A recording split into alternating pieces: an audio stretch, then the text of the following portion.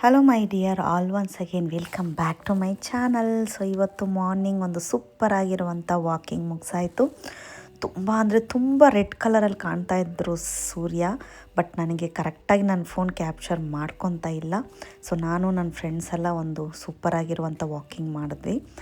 Every day ಇವಾಗ 5 to 6 ನಮ್ಮ walking time ಆದಿತ್ತು. So ಹಾಗಾಗಿ ವಾಕಿಂಗ್ ಮುಗಿಸಿ ಇದನ್ನು ಆದಷ್ಟು ಕ್ಯಾಪ್ಚರ್ ಮಾಡೋಕ್ಕೆ ನೋಡಿದೆ, ಬಟ್ ಆಗಲಿಲ್ಲ. ಸೊ ಇವತ್ತೊಂದು ವೀಕೆಂಡ್ ವ್ಲಾಗ್, ಸ್ಯಾಟರ್ಡೇ. ಬಟ್ ಆದರೂ ಹಸ್ಬೆಂಡ್ ಬಂದು ಜಿಮ್ಮಿಗೆ ಹೋಗಿದ್ದರು. ಹಾಗಾಗಿ ಒಂದು ಸ್ಮಾಲ್ ಕಾಫಿ ಪಾರ್ಟಿ ಇಟ್ಕೊಂಡ್ವಿ ಮನೇಲಿ. ಜಸ್ಟ್ ವಾಕಿಂಗ್ ಮಾಡಿ ಮುಗಿಸಿ ಒಂದು ಕಾಫಿ ಕುಡಿಯೋಣ ಅಂತ 3 ಜನನೂ ಕಾಫಿ ಕುಡಿತಿದ್ದೀವಿ. ತುಂಬ ಕಮ್ಮಿ ಶುಗರ್ ಹಾಕ್ಕೊಂಡು ಬ್ಲ್ಯಾಕ್ ಕಾಫಿ ಕುಡಿತಿದ್ದೀವಿ, ಯಾವುದೇ ರೀತಿ ಹಾಲು ಕಾಫಿ ಇಲ್ಲ. ಸೊ ನಾವು ಜಾಸ್ತಿ ಏನು ಮುಖದಲ್ಲಿ ಮೇಕಪ್ ಇಲ್ದಿದ್ದ ಕಾರಣ ಸ್ವಲ್ಪ ಅಡ್ಜಸ್ಟ್ ಮಾಡ್ಕೊಳ್ಳಿ. ಬೆಳಗ್ಗೆ ಎದ್ದು ಜಸ್ಟ್ ಫೇಸ್ ವಾಶ್ ಮಾಡಿಕೊಂಡು ವಾಕಿಂಗ್ ಹೋಗಿದ್ದಷ್ಟೇ. ಸೊ ಹಾಗಾಗಿ ನಮ್ಮ ಫೇಸ್ ಫುಲ್ ಫ್ರೆಶ್ನೆಸ್ ಆಗಿದೆ, ಜಾಸ್ತಿ ಯಾವುದೇ ರೀತಿ ಮೇಕಪ್ ಇಲ್ಲ. ಸೊ ಇದಾದಮೇಲೆ ಇವತ್ತೊಂದು ಸೂಪರಾಗಿರೋ ವ್ಲಾಗ್ ನಿಮ್ಮ ಜೊತೆ ಶೇರ್ ಮಾಡ್ತಾಯಿದ್ದೀನಿ. ಸೊ ಇವತ್ತಿನ ವೀಡಿಯೋದಲ್ಲಿ ಬರೋದು ಎಲ್ಲನೂ ಒಂದು ಇನ್ಫಾರ್ಮೇಟಿವ್ ಆಗಿರುವಂಥ ನಿಮಗೆ ಬೇಕಾಗಿರುವಂಥ ಒಂದು ವಿಷಯಗಳೇ ನಾನು ಶೇರ್ ಮಾಡ್ತಾ ಇರೋದು. ಸೊ ಮೊದಲಿಗೆ ಮಾರ್ನಿಂಗ್ ನಾನು ರೆಡ್ ಮಟ್ಟ ರೈಸಲ್ಲಿ ಗಂಜಿ ಮಾಡ್ತಾಯಿದ್ದೀನಿ. ಸೊ ಗಂಜಿ ಮತ್ತು ಚಟ್ನಿ. ಸೊ ಮಟ್ಟ ರೈಸ್ನ ಚೆನ್ನಾಗಿ ವಾಶ್ ಮಾಡಿಬಿಟ್ಟು ಒಂದು 15 to 20 ಮಿನಿಟ್ಸ್ ವಿಷಲ್ ಬಿಟ್ಬಿಟ್ಟು ಮೀಡಿಯಮ್ ಫ್ಲೇಮಲ್ಲಿ ತೆಗೆದ್ರೆ ಸೂಪರಾಗಿ ಬೆಂದಿರುತ್ತೆ. ಸೊ ಚೆನ್ನಾಗಿ ಗಂಜಿ ಕನ್ಸಿಸ್ಟೆನ್ಸಿಯಲ್ಲೇ ಇರುತ್ತೆ. ಸೊ ನಾನು ಸ್ವಲ್ಪ ಗಂಜಿ ಸಪ್ರೇಟಾಗಿ ಎತ್ತಿಕ್ಬಿಟ್ಟಿದ್ದೀನಿ. ಬೇಕಿರೋರು ಗಂಜಿಗೆ ಹಾಕ್ಕೊಳ್ಳಿ, ಇಲ್ಲಾಂದರೆ ರೈಸ್ಗೆ. ಸೊ ಅದರ ಜೊತೆಗೆ ಒಂದು ಕಡಲೆ ಬೀಜದ್ದು ಚಟ್ನಿ ಮಾಡಿದ್ದೀನಿ, ಸೂಪರಾಗಿರುತ್ತೆ ಮಾರ್ನಿಂಗ್ ಬ್ರೇಕ್ಫಾಸ್ಟ್. ಸೊ ಸ್ವಲ್ಪ ಇವತ್ತು ಲಿಯಾನ ಸ್ಕೂಲಿಗೆ ಹೋಗಬೇಕಾಗಿದೆ, ಹಾಗಾಗಿ ಸ್ವಲ್ಪ ಬೇಗನೆ ಬ್ರೇಕ್ಫಾಸ್ಟ್ ಎಲ್ಲ ಮುಗಿಸ್ಕೊಂಡು ಹೋಗೋಣ ಅಂತ ಅಂದ್ಕೊಂಡಿದ್ದೀವಿ. ಸೊ ಈ ಕಡಲೆ ಚಟ್ನಿಯಲ್ಲಿ ಸ್ವಲ್ಪ ಲೈಟಾಗಿ ಕಡಲೆ ಹುರಿದ್ಬಿಟ್ಟು ಸ್ವಲ್ಪ ಹಸಿಮೆಣಸಿನ್ಕಾಯಿ, ಒಂದು ಖಾರ ಅಂದರೆ ರೆಡ್ ಮೆಣಸಿನ್ಕಾಯಿ ಇರುತ್ತಲ್ಲ ಅದೊಂದು 2, ಒಂದು 3-4 ಬೆಳ್ಳುಳ್ಳಿ, ಸ್ವಲ್ಪ ಕರಿಬೇವು. ಬೆಳ್ಳುಳ್ಳಿ ಸ್ವಲ್ಪ ಜಾಸ್ತಿನೇ ಹಾಕ್ಕೊಳ್ಳಿ, ನಾನು ದೊಡ್ಡ ಬೆಳ್ಳುಳ್ಳಿ ಆಗಿದ್ದರಿಂದ ಸ್ವಲ್ಪ 4 ಹಾಕ್ಕೊಂಡಿದ್ದೀನಿ ಹೆಸಲು. ಸೊ ಇದನ್ನೆಲ್ಲ ಚೆನ್ನಾಗಿ ಹುರಿದ್ಬಿಟ್ಟು ಸ್ವಲ್ಪ ತೆಂಗಿನಕಾಯಿ ಹಾಕಿ ಒಂದು ಸ್ವಲ್ಪ ಕಲ್ಲುಪ್ಪು ಹಾಕಿ ಚಟ್ನಿ ರುಬ್ಬಿದ್ರೆ ಸೂಪರಾಗಿರುತ್ತೆ. ಈ ರೈಸಿಗೆ ಮಿಕ್ಸ್ ಮಾಡ್ಕೊಂಡು ತಿಂದರೆ ಗಂಜಿಗೂ ಸೂಪರಾಗಿರುತ್ತೆ. ಒಂದು ಎನರ್ಜಿಟಿಕ್ ಆಗಿರುವಂಥ ಗಂಜಿ ಮತ್ತು ಚಟ್ನಿ ರೈಸ್ ತಿಂದ್ಬಿಟ್ಟು ಸ್ಕೂಲ್ಗೆ ಹೊರಟಿದ್ದಾಯಿತು. ಸೊ ಇವ್ರದ್ದು ಈಗಷ್ಟೇ ಸ್ಕೂಲ್ ಮುಗ್ದಿದ್ದಾಯಿತು. ಬಟ್ ಆದರೆ ಇವಾಗ ಲಿಯಾ ಬಂದು 1st ಸ್ಟ್ಯಾಂಡರ್ಡಿಂದ 2nd ಸ್ಟ್ಯಾಂಡರ್ಡಿಗೆ ಹೋಗ್ತಾ ಇದ್ದಾಳೆ. ಸೊ 2nd ಸ್ಟ್ಯಾಂಡರ್ಡ್ಗೆ ಹೋಗೋಕ್ಕಿಂತ ಮುಂಚೆ ಅವರ ಒಂದು ಎಕ್ಸಾಮ್ ಹೇಗೆ ಮಾಡಿದರು ಅನ್ನೋದನ್ನು ಪೇಪರ್ಸ್ ಎಲ್ಲ ಕೊಟ್ಟು ಒಂದು ಪ್ಯಾರೆಂಟ್ಸ್ ಟೀಚರ್ಸ್ ಮೀಟಿಂಗ್ ಥರ ಇಂಟ್ರ್ಯಾಕ್ಷನ್ ಇರುತ್ತೆ. ಸೊ ತುಂಬ ಚೆನ್ನಾಗಿ ಮಾಡಿದ್ದಾಳೆ ಅವಳು 1st ಸ್ಟ್ಯಾಂಡರ್ಡಲ್ಲಿ. ಸೊ ಅದೆಲ್ಲ ಮುಗಿಸ್ಕೊಂಡಾದಮೇಲೆ ಅವರಿಗೆ 2nd ಸ್ಟ್ಯಾಂಡರ್ಡಿಗೆ ಬೇಕಾಗಿರುವಂಥ ಬುಕ್ಸ್ನ ನಾವು ಪೇ ಮಾಡಿ ತೊಗೋಬೇಕಾಗತ್ತೆ. ಸೊ ನೆಕ್ಸ್ಟ್ ಜೂನಲ್ಲಿ ಇರುವಂಥ ಸ್ಕೂಲಿಗೆ ಇವಾಗಲೇ ಅವ್ರು ಬಂದು ಬುಕ್ಸ್ ಕೊಡ್ತಾರೆ. ಏನಾದರೂ ರಿವಿಷನ್ ಆ ಥರ ಏನಾದರೂ ಮಾಡೋದಿದ್ರೆ ನಾವು ಇವಾಗಲೇ ಮಾಡ್ಕೋಬೋದು. ಸೊ ಇವೆಲ್ಲ ಲೆಟರ್ಸು ಲಿಯಾ ಮತ್ತು ಅವ್ರ ಫ್ರೆಂಡ್ಸು ಅವ್ರ ಮಿಸ್ಗೋಸ್ಕರ ಕೊಟ್ಟಿರುವಂಥ ಒಂದು ಗಿಫ್ಟು. ಸೊ ಆ ಬೋರ್ಡ್ ನೋಡಿದ್ರೇ ನಾವು ಅನ್ಕೋಬೋದು ಆ ಮಿಸ್ಸು ಎಷ್ಟು ಸ್ವೀಟ್, ಅವ್ರ ಕ್ಲಾಸ್ ಟೀಚರ್ ಅಂತ. So she's such a wonderful lady. ಅವ್ರನ್ನ ನಿಮ್ಗೆ ತೋರಿಸ್ಲೇಬೇಕು, ಇಂಟ್ರಡ್ಯೂಸ್ ಮಾಡಬೇಕು. ಸೊ ಇವರೇ ಆ ಮಿಸ್, ಅವ್ರ ಹೆಸರು ಪವಿತ್ರ ಅಂತ. ತುಂಬ ಟೇಕ್ ಕೇರ್ ಮಾಡ್ಕೊತಾರೆ. So pretty, cool teacher. ಎಲ್ಲ ಮಕ್ಕಳು ಅವರಂದರೆ ಅಷ್ಟು ಇಷ್ಟಪಡ್ತಾರೆ. ಸೊ ತುಂಬ ಒಳ್ಳೆ ಮಿಸ್ಸು. ಹಾಗೆ ಮೀಟಿಂಗೆಲ್ಲ ಮುಗಿಸ್ಕೊಂಡು, ಇಂಟ್ರಾಕ್ಷನ್ ಎಲ್ಲ ಮುಗಿಸ್ಕೊಂಡು ಒಂದು ಪಿಕ್ಚರ್ ತೊಗೊಂಡು ಇನ್ನೊಂದು ಸ್ವೀಟ್ ಮಿಸ್ಗಳು ಅವ್ರದ್ದು ಟೀಚರ್ಸ್ ಎಲ್ಲನೂ ಅಷ್ಟೇ, ಫೀಮೇಲ್ಸ್ ಆಗಲಿ ಮೇಲ್ಸ್ ಆಗಲಿ ಎಲ್ಲರೂ ಲಿಯನ್ಗೆ ಅಷ್ಟು ಸಪೋರ್ಟ್ ಮಾಡ್ತಾರೆ. ಇವರೆಲ್ಲ such a wonderful teachers. Computer ಮಿಸ್ಗಳು ತುಂಬ ಇಷ್ಟಪಡ್ತಾರೆ. ಆದಷ್ಟು ಮಿಸ್ಗಳಿಗೆ ಸಿಕ್ಕಿದವ್ರನ್ನ ಮಾತ್ರ ಕ್ಯಾಪ್ಚರ್ ಮಾಡಿ ತೊಗೊಂಬಂದಿದ್ದೀನಿ. ಸೊ ತುಂಬಾ ಮಿಸ್ ಮಾಡ್ತಾಳೆ ಅವಳು 2nd ಸ್ಟ್ಯಾಂಡರ್ಡ್ಗೆ. 1-2 ಸಬ್ಜೆಕ್ಟ್ಸ್ ತೊಗೋಬೋದು ಅವರು, ಬಟ್ ಆದರೂ ತುಂಬ ಮಿಸ್ ಮಾಡ್ಕೊತಾಳೆ. ಸೊ ಹಾಗೆ ಬುಕ್ಸ್ ಎಲ್ಲ ತೊಗೊಂಡು ಎಲ್ಲ ಮೀಟಿಂಗ್ ಮುಗಿಸ್ಕೊಂಡು ಹೊರಗಡೆ ಬರಬೇಕಾದ್ರೆ ತುಂಬ ಆರ್ಗಾನಿಕ್ ಆಗಿರುವಂಥ ಒಂದು ಪ್ರಾಡಕ್ಟ್ ನಮ್ಮ ಕಣ್ಣು ಮುಂದೆನೇ ಇರುತ್ತೆ. ಸೊ ಹಲಸಿನ ಹಣ್ಣು, ಅದನ್ನು ಹಾಗೆ ಅಲ್ಲೇ ಕಟ್ ಮಾಡಿ ನಿಮಗೆ ಈ ರೀತಿ ಬಿಡಿಸಿ ಕೊಡ್ತಾರೆ. ಎಷ್ಟು ಸೂಪರ್ ಟೇಸ್ಟ್ ಇತ್ತಂದರೆ ಅಷ್ಟು ಟೇಸ್ಟಾಗಿತ್ತು. ಇದು ಬಂದು ಈ ಟೇಸ್ಟ್ ಬಂದು ನಮ್ಮೂರಲ್ಲಿ ನಾನು ತಿಂದಷ್ಟು ಟೇಸ್ಟ್ ಇತ್ತು. ಸೊ ನಮ್ಮ ಚಿಕ್ಕಮಂಗ್ಳೂರು ನೆನಪು ನನಗೆ ಬಂದಿತ್ತು. ಸೊ ಅದೆಲ್ಲ ನೆನೆಸ್ಕೊಂಡ್ರೆ ತುಂಬ ಫೀಲ್ ಆಗುತ್ತೆ. ಬಟ್ ಎಲ್ಲೋ ಒಂದು ಕಡೆ ನಮಗೆ ಈ ರೀತಿ ಸಿಗಬೇಕಾದ್ರೆ ಖುಷಿಯಿಂದ ನಾವು ತೊಗೋಬೇಕಾಗತ್ತೆ. ಸೊ ಅಲ್ಲಿ ಸ್ವಲ್ಪ ಹಲಸಿನ ಹಣ್ಣು ತೊಗೊಂಡು ಸ್ವಲ್ಪ ಚಿಪ್ಸ್ ಪ್ಯಾಕೆಟ್ಸ್ ಎಲ್ಲ ತೊಗೊಂಡ್ವಿ, ಹಲಸಿನಂದೆ ಚಿಪ್ಸು. ಹಾಗೆ ಬರೋ ದಾರಿಯಲ್ಲಿ ಚಿಕನ್ ಫ್ರೆಶ್ಶಾಗಿ ಸಿಗುತ್ತೆ. ಚಿಕನು ತೊಗೊಂಡು ಲಿಯಾದೆಲ್ಲ ಮಾರ್ಕ್ಸ್ ತುಂಬ ಚೆನ್ನಾಗಿದ್ದರಿಂದ ಅವಳಿಗೆ ಯಾವಾಗಲೂ ಒಂದು ಮಿಲ್ಕ್ ಶೇಕ್ ಕೇಳ್ತಾಳೆ ಏನಾದರೂ ಹ್ಯಾಪಿ ಆಗಿದ್ದರೆ. ಸೊ ಅವಳಿಗೊಂದು ಮಿಲ್ಕ್ ಶೇಕ್ ಕೊಡ್ಸೋಣ ಅಂತ ತೊಗೊಂಬಂದ್ವಿ, ಚಾಕ್ಲೇಟ್ ಮಿಲ್ಕ್ ಶೇಕ್. ಅವಳನ್ನ ಕರ್ಕೊಂಬಂದು ಅವಳಿಗೊಂದು ಮಿಲ್ಕ್ ಶೇಕ್ ಕೊಟ್ಟು. ಸೊ ಇಲ್ಲಿ ವಿಷ್ಣು ಭವನಲ್ಲಿ ಕಾಫಿ ತುಂಬ ಚೆನ್ನಾಗಿರುತ್ತೆ, ಶುಗರ್ಲೆಸ್ ಆಗಿ ಸ್ಟ್ರಾಂಗ್ ಆಗಿ ಒಂದು ಕಾಫಿ ನಾನು ಹಸ್ಬೆಂಡ್ ಕೊಡಿದ್ವಿ. ತುಂಬ ಎಲ್ಲರೂ ಅವಳನ್ನು ಬ್ಲೆಸ್ಸಿಂಗ್ ಮಾಡಿದ್ದು ನಂಗೆ ತುಂಬ ಖುಷಿಯಾಯಿತು. ಸೊ ಮಕ್ಕಳನ್ನ ಮಾತ್ರ ಈ ರೀತಿ ನಾವು ಒಂದು ಸ್ವಲ್ಪ ಅವ್ರಿಗೆ ಸಪೋರ್ಟ್ ಮಾಡಿದ್ರೆ ಸಾಕು, ಅವರು ಅಷ್ಟೇ ತುಂಬಾ ಬೆಳೀತಾರೆ. So education wise she is very very good ಅಂತ ಹೇಳ್ತೀನಿ. ಎಲ್ಲ ಸಪೋರ್ಟ್ ಬಂದು ಅವರ ಟ್ಯೂಷನ್ ಮಿಸ್ಸು ಚೆನ್ನಾಗಿ ಅವ್ರಿಗೆ ಮೋಟಿವೇಟ್ ಮಾಡ್ತಾರೆ. ಅದೇ ರೀತಿ ಪ್ರತಿಯೊಂದು ಟೀಚರ್ಸು ಅಷ್ಟೇ ಎಲ್ಲ ರೀತಿಯಲ್ಲೂ ಸಪೋರ್ಟ್ ಮಾಡಿದ್ದಕ್ಕೆ ಎಲ್ಲರಿಗೂ ತುಂಬ ಥ್ಯಾಂಕ್ಸ್ ಹೇಳ್ತೀನಿ ಈ ವಿಡಿಯೋದಲ್ಲಿ. ಸೊ ಮಕ್ಕಳಿಗೆ ತುಂಬ ಮೇನ್ ಬೇಸಿಕ್ ಒಂದು ಫೌಂಡೇಶನ್ನೇ ಎಜುಕೇಷನ್ನು ಮತ್ತು ಅವರ ಒಂದು ಕ್ಯಾರೆಕ್ಟರಿಸ್ಟಿಕ್ಸ್ ಆಗಿರುತ್ತೆ. ಸೊ ಅದನ್ನು ನಾವು ಇವಾಗಿಂದಲೇ ನೋಟಿಸ್ ಮಾಡಿ ಅವ್ರಿಗೆ ಏನು ಬೇಕು ಬೇಡ ಅನ್ನೋದನ್ನು ತಿಳ್ಕೊಂಡು ನಾವು ಅವ್ರಿಗೆ ಕೊಡಬೇಕು. ನಾನು ತುಂಬ ರೆಕಗ್ನೈಸ್ ಮಾಡಿ ತುಂಬಾ ನಾನು ಕಷ್ಟ ಬಿದ್ದಿದ್ದೀನಿ ಅವಳಿಗೆ ಯಾವ ಕ್ಲಾಸಿಗೆ ಹಾಕಿದ್ರೆ ಅವ್ಳಿಗೆ ಲೈಫ್ ಚೆನ್ನಾಗಿರುತ್ತೆ ಅಂತ. ಸೊ ಅದೆಲ್ಲ ಬೇಕು ಅಂದರೆ ನಿಮಗೆ ಡೀಟೇಲಾಗಿ ಇನ್ನೊಂದು ವೀಡಿಯೋದಲ್ಲಿ ನಾನು ನಿಮಗೆ ಖಂಡಿತವಾಗ್ಲೂ ಶೇರ್ ಮಾಡ್ತೀನಿ. ಸೊ ಈ ಕಾಫಿ ನನಗೆ ಅಷ್ಟು ಇಷ್ಟ. ಸೊ ವೆಯ್ಟ್ ಲಾಸ್ ಜರ್ನಿಯಲ್ಲಿ ಇದ್ದೀನಿ, ಬಟ್ ಈ ಕಡೆ ಬಂದಾಗ ಸ್ವಲ್ಪ ನಾನು ಈ ಸ್ಟ್ರಾಂಗ್ ಕಾಫಿನ ಕುಡಿತೀನಿ.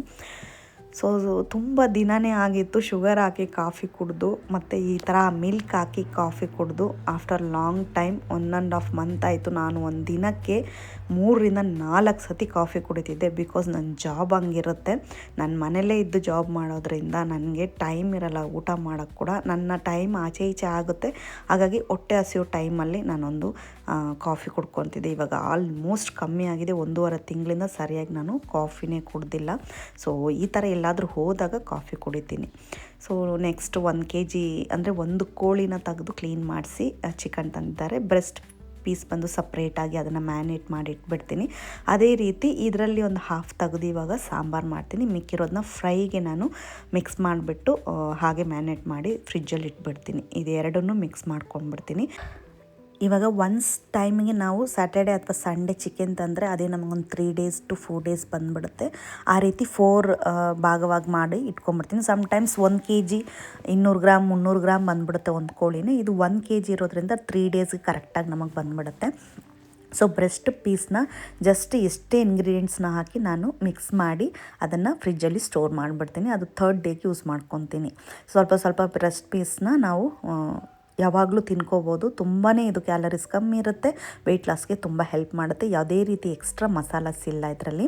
ಜಸ್ಟ್ ಕರ್ಡಲ್ಲೇ ಇದು ಚೆನ್ನಾಗಿ ಅದು ಫುಲ್ ಸೋಕ್ ಆಗಬೇಕು. ಆ ರೀತಿ ಚೆನ್ನಾಗಿ ಮಿಕ್ಸ್ ಮಾಡ್ಕೊಳ್ಳಿ. ಸ್ವಲ್ಪ ಅರಿಶಿಣದ ಪೌಡ್ರು, ಉಪ್ಪು, ಜಿಂಜರ್ ಗಾರ್ಲಿಕ್ ಪೇಸ್ಟು. ನೆಕ್ಸ್ಟ್ ಇದರಲ್ಲಿ ಬಂದು 2 ಭಾಗವಾಗಿ ವಿಂಗಡಣೆ ಮಾಡ್ತೀನಿ. ಒಂದು ಅರ್ಧ ತೆಗೆದು ಇಟ್ಟಿದ್ದೀನಿ, ಅದು ಇವಾಗ ಸಾಂಬಾರು ಮಾಡೋದಕ್ಕೆ.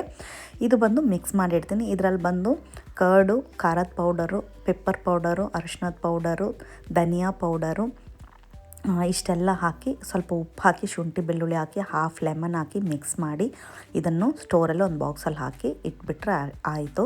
ಸೊ ಫ್ರಿಜ್ಜಲ್ಲಿ ಸ್ಟೋರ್ ಮಾಡಿಬಿಡೋಣ ಇದೆರಡನ್ನು. ಮಿಕ್ಕಿರೋ ಅಂಥ ಚಿಕನ್ನ ನಾನು ಸಪ್ರೇಟಾಗಿ ಎತ್ತಿಕ್ಕಿದ್ದೀನಿ. ಸೊ ಈ ಒಂಥರ ಚಿಕನಲ್ಲಿ ನೋಡಬೇಕಾದ್ರೆ ಬೇಡದಿರೋ ಪೀಸ್ಗಳೆಲ್ಲ ಇರುತ್ತೆ, ಅದನ್ನೆಲ್ಲ ಏರ್ಕಿ ಸಾಂಬಾರು ಮಾಡಿಬಿಡ್ತೀನಿ. ಸೊ ಇದು ಸಾಂಬಾರಲ್ಲಿ ನೀವು ಈ ರೀತಿ ಚಿಕನ್ ಪೀಸ್ನ ಹಾಕಿದಾಗ ತುಂಬಾ ಟೇಸ್ಟಾಗಿರುತ್ತೆ, ಅದು ನಾವು ತಿನ್ಕೋಬೋದು. ಸೊ ಸಾಂಬಾರಿಗೆ ಮಸಾಲೆನ ಸ್ವಲ್ಪ ಒಂದು ದೊಡ್ಡ ಈರುಳ್ಳಿ ಈರುಳ್ಳಿನ ಚೆನ್ನಾಗಿ ಕಟ್ ಮಾಡಿ ಹಾಕ್ಕೊಂಡಿದ್ದೀನಿ.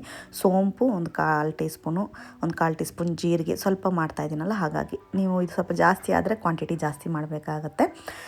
ಗಸಗಸೆ ಸ್ವಲ್ಪ, ಚಕ್ಕೆ ಸ್ವಲ್ಪ, ಲವಂಗ ಸ್ವಲ್ಪ, ಏಲಕ್ಕಿ 1 ಹಾಕಿ, ಬ್ಲ್ಯಾಕ್ ಪೆಪ್ಪರು, ಆಮೇಲೆ ಗ್ರೀನ್ ಚಿಲ್ಲಿ.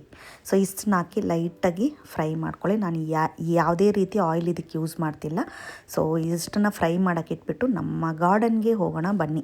ನಮ್ಮ ಗಾರ್ಡನಲ್ಲಿ ನಮ್ಮ ಮಿಂಟ್ ಗಿಡ ಬಂದಿದೆ. ನಾನು ಜಸ್ಟ್ ಸುಮ್ಮನೆ ಈ ಒಂದು ಸೊಪ್ಪು ಹಾಕಿದ್ದೆ, ಇದು ಬರ್ತಾಯಿದೆ, ಚಿಲ್ಕರ್ವೇನ ಏನೋ. ಸೊ ಗಾರ್ಡನಲ್ಲಿರುವ ಪುದೀನನೇ ಇವತ್ತು ನಮ್ಮ ಚಿಕನ್ ಕರಿಗೆ ಯೂಸ್ ಮಾಡ್ಕೋಬೋದು. ಸೊ ಏನಪ್ಪ ಇವಳು ಈ ಗಾರ್ಡನ್ನ ಹಿಂಗೆ ಅಂದ್ಕೊತಿದ್ದಾಳೆ ಅಂತ ಅಂದ್ಕೋಬೇಡಿ. ಸೊ ನಮ್ಮ ಒಂದು ತೋಟದಲ್ಲಿ ಒಂದು ಏನಾದರೂ ಬೆಳೆದು ನಾವು ಅದು ಅಡುಗೆಗೆ ಯೂಸ್ ಮಾಡ್ತಿದ್ದೀವ ಅಂತ ಅಂದ್ಕೊಂಡ್ರೆ ಅದರಷ್ಟು ಸಂತೋಷ ಯಾವುದೂ ಇಲ್ಲ. ಯಾವಾಗಲೂ ನಾನು ಹಾಕ್ತೀನಿ. ಯಾವುದೇ ಆದರೂ ಗಿಡಗಳು ಅದೇನಾಗುತ್ತಂದರೆ ಮತ್ತೆ ಹಾಳಾಗೋಗುತ್ತೆ. ಪಾರಿವಾಳ ಬಂದು ಕುಕ್ಕಿ ತಿನ್ನುತ್ತೆ, ಇಲ್ಲ ಹಾಳು ಮಾಡಿಟ್ಟು ಹೋಗುತ್ತೆ, ಏನೇನೋ ಆಗ್ತಾಯಿತ್ತು. ಈ ಸತಿ ನಾನು ಡಿಸೈಡ್ ಮಾಡಿಬಿಟ್ಟಿದ್ದೀನಿ, ಪಾರಿವಾಳ ಬಂದಾಗೆಲ್ಲ ಓಡಿಸೋದಕ್ಕೆ ನಾನು ಸ್ವಲ್ಪ ಕುತ್ಕೊಳ್ತಾ ಇದ್ದೀನಿ. ಪಕ್ಕದಲ್ಲೇ ಒಂದು ಬೌಲಲ್ಲಿ ನೀರು ಇಟ್ಬಿಡ್ತೀನಿ, ಅದು ಬಂದರೆ ನೀರು ಮಾತ್ರ ಕುಡ್ಕೊಂಡು ಹೋಗ್ತಾ ಇದೆ. ಸೊ ಇವಾಗ ನೋಡಿ, ಒಂದು ಹಿಡಿಕ್ಕಿಂತ ಕಮ್ಮಿ ನನಗೆ ಪುದೀನ ಸಿಕ್ತು, ಬಟ್ ನಮ್ಮ ಸಾರಿಗೆ ಇದು ಸಾಕು. ಸ್ವಲ್ಪ ಕೊತ್ತಂಬರಿ ಸೊಪ್ಪು, ಸ್ವಲ್ಪ ಪುದೀನ ಸೊಪ್ಪು ಹಾಕಿದ್ರೆ ಸಾಕು. ಸೊ ಲೈಟಾಗಿ ಫ್ರೈ ಆಗಿದೆ ನೋಡಿ, ಹಾಗೆ ಇದನ್ನು ಲೈಟಾಗಿ ಫ್ರೈ ಮಾಡ್ಕೊಳ್ಳೋಣ. ಇದಕ್ಕೆ ಕೊನೆಯಾಗಿ ನಾವು ಸ್ವಲ್ಪ ತೆಂಗಿನಕಾಯಿ ತುರಿ, ಶುಂಠಿ ಬೆಳ್ಳುಳ್ಳಿ ಪೇಸ್ಟ್ ಹಾಕಬೇಡಿ, ಯಾಕಂದರೆ ಇದನ್ನು ಮಿಕ್ಸಿ ಮಾಡೋದ್ರಿಂದ ಇದನ್ನು ನಾವು ಶುಂಠಿನ ಒಂದು ಅರ್ಧ ಇಂಚ್ಗಿಂತ ಕಮ್ಮಿ, ಬೆಳ್ಳುಳ್ಳಿ ಒಂದು ಸ್ವಲ್ಪ ಒಂದು 10 ಎಸಳು ಸೊ ಹಾಕ್ಕೊಂಬಿಟ್ಟು ಲೈಟಾಗಿ ಫ್ರೈ ಮಾಡ್ಕೊಂಬಿಡಿ. ಸೊ ಇದು ಲೈಟಾಗಿ ಫ್ರೈ ಆಗಿದ ತಕ್ಷಣ ಇದನ್ನು ಫುಲ್ಲು ರೂಮ್ ಟೆಂಪ್ರೇಚರ್ಗೆ ಬರೋಕ್ಕೆ ಬಿಟ್ಬಿಡಿ. ಅದಾದಮೇಲೆ ಚೆನ್ನಾಗಿ ಮಿಕ್ಸಿ ಜಾರಲ್ಲಿ ಹಾಕಿ ರುಬ್ಕೊಂಬಿಡಿ, ಫುಲ್ಲು ನುಣ್ಣಗೆ ರುಬ್ಕೊಂಬಿಡಿ. ಇವಾಗ ಕುಕ್ಕರಲ್ಲೇ ಮಾಡ್ತಾಯಿದ್ದೀನಿ ನಾನು, ಜಸ್ಟ್ ಇಷ್ಟೇ 1 ಟೇಬಲ್ ಸ್ಪೂನು ಆಯಿಲ್, ಜಿಂಜರಿ ಆಯಿಲ್ನ ಯೂಸ್ ಮಾಡ್ತಿದ್ದೀನಿ. ಸೊ ಜಿಂಜರಿ ಆಯಿಲ್ನ ಯೂಸ್ ಮಾಡ್ತಾಯಿದ್ದೀನಿ, 1 ಸ್ಪೂನ್ಗಿಂತನೂ ಕಮ್ಮಿ ಆಯಿಲ್ ಹಾಕ್ಕೊಂಡಿದ್ದೀನಿ. ಕರಿಬೇವು ಸೊಪ್ಪು ಹಾಕ್ತಾಯಿದ್ದೀನಿ, ಅದು ಒಗ್ಗರಣೆಗೆ ಅದನ್ನು ಹಾಕಿದ್ರೆ ಫ್ಲೇವರ್ ಸೂಪರಾಗಿರುತ್ತೆ. ಸೊ ಅದನ್ನು ಹಾಕಿ ಲೈಟಾಗಿ ಮಿಕ್ಸ್ ಮಾಡ್ಕೊತಿದ್ದೀನಿ. ಅದನ್ನು ಮಿಕ್ಸ್ ಮಾಡಿಕೊಂಡು ಅದರದ್ದು ಹಸಿ ವಾಸನೆ ಹೋಗೋ ತನಕ ಚೆನ್ನಾಗಿ ಅದನ್ನು ಫ್ರೈ ಮಾಡೋಣ. ಮೀನ್ವೈಯಲ್ಲಿ ಒಂದು ಕಡೆ ನಾನು ಇದನ್ನ ರುಬ್ಕೊತಾ ಇದ್ದೀನಿ. ಎಷ್ಟು ನುಣ್ಣಗೆ ರುಬ್ಕೊತೀವೋ ಅಷ್ಟು ಟೇಸ್ಟು ಚೆನ್ನಾಗಿರುತ್ತೆ. ಸೊ ಚೆನ್ನಾಗಿ ನುಣ್ಣಗೆ ರುಬ್ಕೊಳ್ಳಿ. ಅದು ಚೆನ್ನಾಗಿ ಸ್ಮೆಲ್ಲೆಲ್ಲ ಹೋದ್ಮೇಲೆ ಈ ಮಸಾಲೆನೇ ತೆಗೆದು ಅದಕ್ಕೆ ಹಾಕಿಬಿಟ್ಟು ನೀರಿನ ಕನ್ಸಿಸ್ಟೆನ್ಸಿ ನೋಡಿಕೊಂಡು ಎಷ್ಟು ಬೇಕೋ ಅಷ್ಟನ್ನು ಹಾಕ್ಕೊಂಡು ಎಲ್ಲ ಒಂದು ಸತಿ ಮಿಕ್ಸ್ ಮಾಡಿ ಬಿಟ್ಬಿಟ್ಟು ಕುಕ್ಕರ್ ಮುಚ್ಚಳ ಹಾಕಿ ಮೀಡಿಯಮ್ ಫ್ಲೇಮಲ್ಲಿ ಒಂದೇ ವಿಷಲ್ ಊದಿದ್ರೆ ಸಾಕು. ಆ ಒಂದು ವಿಷಲ್ ಆದಮೇಲೆ ಒಂದು 3ರಿಂದ 5 ನಿಮಿಷ ಕುದಿಸ್ಕೊಳ್ಳಿ. ಬೇಕು ಅಂದರೆ ಕೊತ್ತಂಬರಿ ಅದು ಇದು ಹಾಕ್ಕೊಳ್ಳಿ, ಸೊ ಇಲ್ಲ ಅಂದರೆ ಬೇಡ. ಸ್ವಲ್ಪ ಲೈಟಾಗಿ ಕುದಿಸ್ಕೊಂಡ್ರೆ ಉಪ್ಪೆಲ್ಲ ಸರಿ ಇದೆಯಾ ನೋಡಿಕೊಂಡು ಇನ್ನೇನು ಕೆಲಸ ಶುರು ಮಾಡ್ಕೊಳ್ಳೋಣ ಊಟಕ್ಕೆ. ಸೊ ಊಟಕ್ಕೆ ಸಾಂಬಾರು, ಮಟ್ಟ ರೈಸು ಬೆಳಗ್ಗೆನೇ ಮಾಡಿಟ್ಟು ಹೋಗಿದ್ದೆ, ಅದರಲ್ಲೇ ಉಳಿದಿರುವಂಥ ಮಟ್ಟ ರೈಸು, ಸ್ವಲ್ಪ ಸಲಾಡ್ ತಗೊಂಡು 3 ಜನನೂ ನಮ್ಮ ಲಂಚ್ನ ಮುಗಿಸಿದ್ವಿ. ಲಂಚು ತುಂಬ ರೈಸ್ ಇದ್ದಂಗೆ ಇರುತ್ತೆ ಅದು, ಬಟ್ ಕಮ್ಮಿ ರೈಸು, ಚಿಕ್ಕ ಪ್ಲೇಟು, ಬಟ್ ಆದರೆ ತುಂಬ ಹೊಟ್ಟೆ ತುಂಬಿದ್ದಷ್ಟು ಫೀಲ್ ಆಗುತ್ತೆ. ಬಿಕಾಸ್ ವೆಯ್ಟ್ ಲಾಸಲ್ಲಿ ಇರೋರೆಲ್ಲ ಮೊದಲು ಮಾಡಬೇಕಾಗಿರೋ ಕೆಲಸ ತಟ್ಟೆ ಚಿಕ್ಕದಾಗಿ ಮಾಡ್ಕೊಳ್ಳಿ, ಕಪ್ಪು ಚಿಕ್ಕದಾಗಿ ಮಾಡ್ಕೊಳ್ಳಿ, ಆವಾಗ ನಿಮಗೆ ತುಂಬ ಇರೋ ಥರ ಕಾಣಿಸುತ್ತೆ. ಸೊ ಆವಾಗ ನಿಮಗೆ ಫಿಲ್ಲಿಂಗ್ ಆಗೋ ಇರುತ್ತೆ ಹೊಟ್ಟೆ.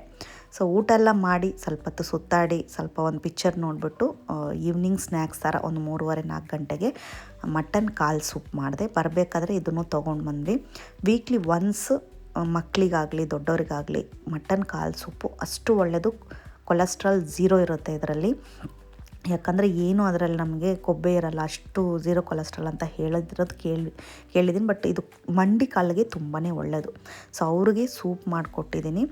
ಸೂಪನ್ನು ಆಲ್ರೆಡಿ ನಾನು ಇನ್ಸ್ಟಾದಲ್ಲೆಲ್ಲ ಶೇರ್ ಮಾಡ್ತೀನಿ ಯಾವ ರೀತಿ ಮಾಡೋದಂತ. ಅವರಿಬ್ಬರು ಸೂಪ್ ಕುಡಿತಾರೆ, ಬಿಕಾಸ್ ನಾನು ಅದು ಕುಡಿಯೋಕ್ಕಾಗಲ್ಲ. ನನಗೆ ಯಾರು ಮಾಡಿಕೊಟ್ರೆ ಕುಡಿತೀನಿ, ನಾನು ಅದನ್ನೆಲ್ಲ ನೀಟಾಗಿ ಕ್ಲೀನ್ ಮಾಡಿ ಮಾಡೋದ್ರಿಂದ ನನಗೆ ಸೂಪು ತೊಗೊಳಕ್ಕೆ ಅಷ್ಟು ಖುಷಿ ಅನಿಸಲ್ಲ. ಹಾಗಾಗಿ ನಾನು ಸ್ವಲ್ಪ ಬ್ಲ್ಯಾಕ್ ಕಾಫಿ ತೊಗೊಂಡೆ, ವಿತೌಟ್ ಶುಗರು ಬ್ಲ್ಯಾಕ್ ಕಾಫಿ. ಅಡುಗೆ ಮಾಡಿ ಸುಸ್ತಾಗ್ಬಿಟ್ಟಿದ್ದೀನಿ. ಸೊ ಸ್ವಲ್ಪ ಹೊತ್ತು ರೆಸ್ಟ್ ತೊಗೊಳ್ಳೋಣ ಅಂತ ಹಾಗೆ ಮಲಗಿದ್ದೆ, ಹಂಗೆ ಎದ್ದು ಒಂದು ಕಾಫಿ ಕುಡಿದೆ. ಸೊ ಕಾಫಿ ಎಲ್ಲ ಆದಮೇಲೆ ಸ್ವಲ್ಪ ಈವ್ನಿಂಗ್ ಟೈಮಲ್ಲಿ ಒಂದು ಫ್ರೂಟ್ ತೊಗೋಬೇಕು ಬಿಫೋರ್ ಡಿನ್ನರ್. ಸೊ ಹಾಗಾಗಿ ಒಂದು ಪೈನಾಪಲ್ ತೊಗೊಂಡಿದ್ದೀನಿ. ತುಂಬ ಸ್ವೀಟಾಗಿರುವಂಥ ಪೈನಾಪಲ್ ನಮ್ಮ ಈ ಅಪಾರ್ಟ್ಮೆಂಟಲ್ಲಿರೋ ಅಂಗಡಿಯಿಂದನೇ ಬಂತು.